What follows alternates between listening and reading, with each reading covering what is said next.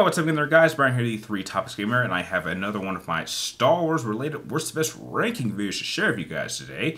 Now, unless you've been living under a rock over the past week, I think it's a fair statement to say that Star Wars hasn't really been in a very good place recently, and there's been a lot of controversy as thanks to the most recent episode of Star Wars Acolyte, which I've only seen snippets of, but even I could understand just how disastrous this episode has been.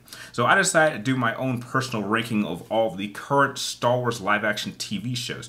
Now, I've already done a ranking of all of the live-action movies, and the next video I do is going to do a ranking of all of the animated Star Wars TV shows. So for this particular video, we're just going to focus on all of the current live-action TV shows that Disney has released. So if you do happen to enjoy this ranking by the end, please do not forget to like, share, subscribe, and keep track of me on all my future videos. Remember, if you guys have any ideas for future ranking videos, or reaction videos, or discussion videos in general, make sure you share those ideas with me and everyone else in the comments down below. So, without wasting any more time, let's get started with what I consider to be, obviously, the worst live-action Star Wars TV show to date. Okay, obviously taking the absolute worst spot is not going to surprise anyone. In fact, I would be surprised if anyone would even argue against this one, but it is obviously Star Wars Acolyte. No surprise here. I saw enough of episode 3, and I can say without question that this episode did for me what Star Wars The Last Jedi did for movies. From this point on, I promise you, I am never going to watch another Disney Star Wars television show. Just like I will never watch another Disney Star Wars movie. I'm officially done with the movies. I am done with the TV shows. There is no way to come back. Just one episode has completely destroyed the entire continuity of Star Wars to a point where it is completely unrepairable. You cannot go back. It is just so disastrous how Disney Star Wars has gone out of its way to completely destroy the character of Anakin Skywalker and make him completely irrelevant. They've now made his birth completely pointless, and they have made his purpose as a character completely pointless. Once you've taken those two things away from the most important character in the franchise, you have nothing else to fall back on. And we're not even done. Apparently, we're only 3 episodes into an 8-part series, and that's enough for me. So, yeah, without question, Star Wars Acolyte is without question the worst live-action Disney Star Wars television show. Taking the next spot up, we have to go with the Book of Boba Fett. Oh, man, how do you kind of screw this up? It's you know, the thing about Boba Fett is that Boba Fett seemed to be a much more interesting character when you knew very little about him. All we had ever known about Boba Fett, if you just watch the original films, is that he was a bounty hunter. We find out that he's a clone of Jango Fett, and even with Jango Fett, if you just stick to the films, you don't really know too much about him. Now, trust me, there's an extended amount of content that actually allows you to learn more about Jango Fett and even Boba Fett in a sense. But I think the biggest problem for Boba Fett, or the Book of Boba Fett, was it just took the character in a completely different direction that I was not expecting, and not in a good way. I mean, I think the performances for the most part were okay. I think some of the visuals were okay. But what was most shocking is that the best episodes of the Book of Boba Fett had nothing to do with Boba Fett. It's kind of crazy because it just seemed like the episode that focused on Mando and Grogu and him training and those two training was like a setup for the next season of Mandalorian. So it's kind of crazy that how can you make a show about Boba Fett and yet he is the most unimportant character in his own television show? I mean, how do you pull that off? That's just ridiculous. And so I just kind of wish we could kind of go back to knowing less about Boba Fett. That way the mystery keeps him an interesting character. But unfortunately, the Book of Boba Fett did so much damage, and I just pray they don't do another season of this. Taking the next spot up, as things are getting a little bit better, but not by much, but it has to go to the Ahsoka TV show. Now, I think that production-wise, performance-wise, it's very, very, very good. And trust me, there was a lot of callbacks to like certain periods of time that I was actually very impressed about. Especially the episode involving showing us like a live action version of what the Clone Wars would look like. That, I mean, I think everyone would agree that that episode was easily the best. My biggest complaint about Ahsoka is the fact that there's so much about it I don't know because I didn't watch Star Wars Rebels. And I think that is a universal problem I think that most people could understand.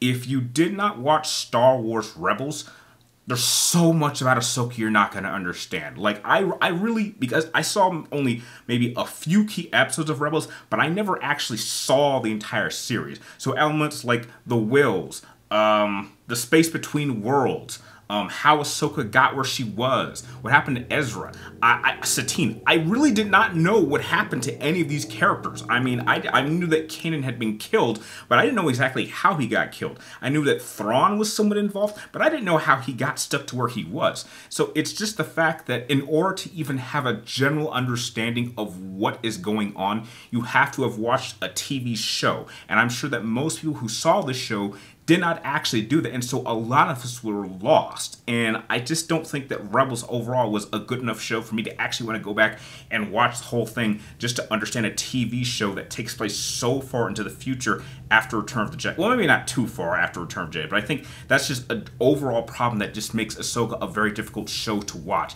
And it's just because there's so much about it I don't know, and I don't want to have to watch another show in order to understand it. It needs to be good enough to stand on its own, and I just don't think that Ahsoka did a good enough job about that. Taking the next spot is a TV show that it really hurts to put it in this position because it had so much potential, and I was so looking forward to this being a great show, and it had every right to be so, but it wasn't. And it unfortunately has to go to Obi-Wan Kenobi.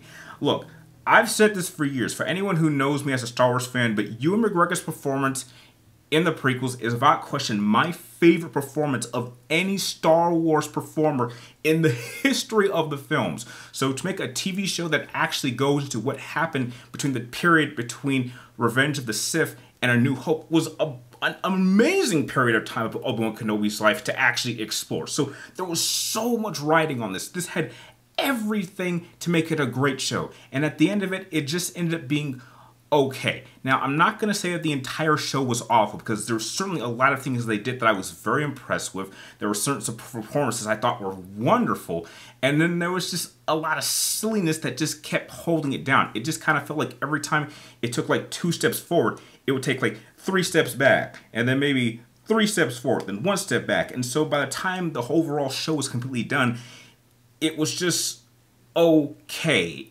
It was really good at points, it was stupid at a lot of points, and by the end it's just kind of okay. But that's the problem. It shouldn't have just been okay. This should have been phenomenal. This easily should have been a film. And this is coming from someone who actually saw the fan edit, and I'm telling you, if you see like a couple of fan edits of this could have been phenomenal. This easily could have topped a number of the live-action Star Wars films, which is why I think it should have been a film to begin with. But unfortunately, I still wouldn't mind going back and rewatching this every once in a while. There's still enough elements for me to want to revisit every once in a while, but at the end of the day, it's just okay. Taking the number 2 spot on my list is a show that I, going into it, did not expect much, but boy, did they surprise me. And that was Andor. This is easily some of the best content that Disney Star Wars has ever produced, and I would easily put it up there with things like, you know, the Jedi Fallen Order games or Jedi Survivor games. Those are actually really, really good. But to have a story take place long before A New Hope surrounding a character that we know eventually what happens to him in Rogue One was something that I did not expect. I mean, just to have a story that doesn't focus on the Jedi or the Force at all and kind of deal with, like, it's kind of like somewhat of a thriller. And there's so many interesting characters. There's so many plot lines. You see all these different perspectives from different people during this period of time.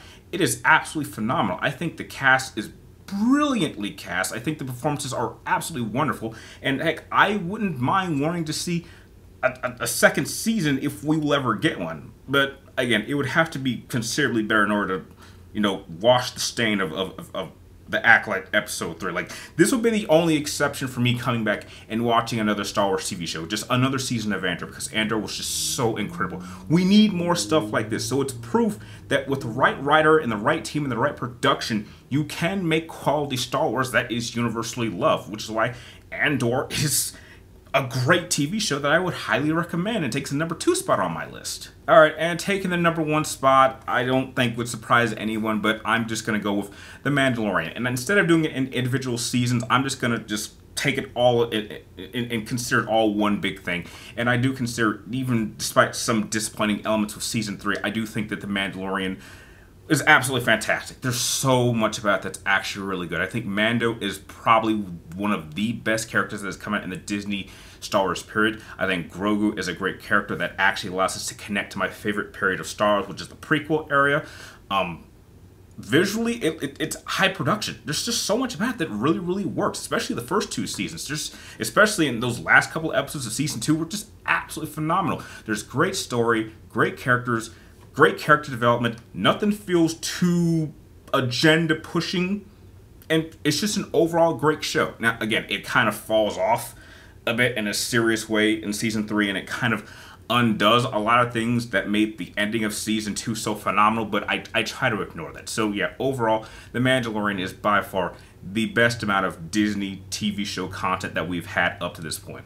So those are my rankings of all the live-action Disney TV shows. How would you rank them if you've seen them? Let me know in the comments down below, and like always, thank you guys for watching. You're awesome, and I'll see you guys next time.